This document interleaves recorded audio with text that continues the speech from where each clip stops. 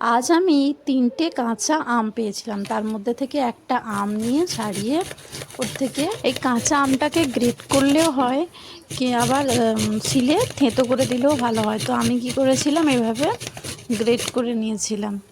দিয়ে নিয়েছিলাম সাদা সর্ষে, একটা কাঁচা লঙ্কা আর হাফ শুকনো লঙ্কা দিয়ে বেটে, লঙ্কা, হলুদ, সর্ষের তেল, লবণ দিয়ে ভালো করে মাখিয়ে রোদে দিয়ে দিয়েছিলাম।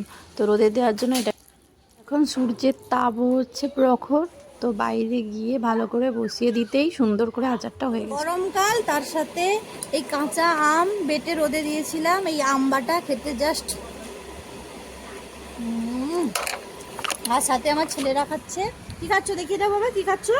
পেয়ারা। তুমিও কি খাচ্ছ? পেয়ারা খাচ্ছিস? পেয়ারা। কি খাচ্ছ? পেয়ারা। কি খাচ্ছ? পেয়ারা।